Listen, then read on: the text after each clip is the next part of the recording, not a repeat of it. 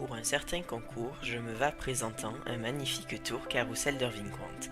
Écoutez pleinement cette histoire étonnante, j'ai écrit quelques vers en tant que boniment. Je sors de ce jeu bleu, mélangé et coupé, 4 cartes que j'aime et utilise tant. Je parle de mes as, vous deviez vous douter, leur force est infinie selon certains croyants. Pourtant, ils ne sont bons que collectivement, dès qu'ils sont séparés ou qu'il y a un absent, ils perdent leur pouvoir, se retrouvent amoindris et leur notoriété en est anéantie. Pique, trèfle et carreau, sans oublier le cœur, je les mets de côté et à leur grand malheur, je sors leurs concurrents d'autres cartes magiques, ils se trouvent écartés de l'amour du public. Pendant que je recherche mes rois sans trop d'aisance, je vais vous expliquer le but de l'expérience. Je cherche à démontrer le côté plus humain de mes 4 rois face aux autres cartes à points.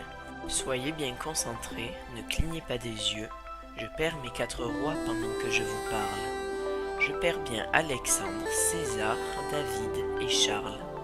Venez donc constater qu'on ne peut faire mieux. Je les rentre avec soin, lenteur et précision pour que vous puissiez bien profiter de l'action. Venez juger vous-même de leurs affinités. D'un court geste magique, les voilà remontés. Moi je trouve cela très représentatif de leur humanité, en plus ils sont très vifs. Je comprends tout à fait que ça vous bouleverse et je vais présenter la situation inverse. Je perds mes as d'un bloc au milieu du paquet et là c'est merveilleux d'un claquement de doigts. Mes as préfèrent se fuir contrairement au roi. Ils se supportent mal, drôle de mentalité. Pourtant, nous avions vu, et c'est incohérent, qu'ils devaient être unis pour être surpuissants. Alors je pense que le surplus d'énergie créa une explosion les sépara ainsi. De mes as ou mes rois, qui sont donc les plus forts? Les premiers se rejettent, les seconds sont d'accord. Je vous propose à tous une ultime expérience. Pour les départager, ils vont tenter leur chance.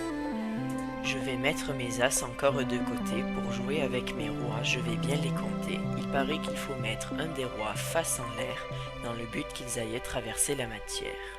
Ils sont là tous les 4, on peut le vérifier, ça va aller très vite, il faut bien observer. Attention, je les lance et l'on peut constater que mes as et mes rois se sont bien traversés.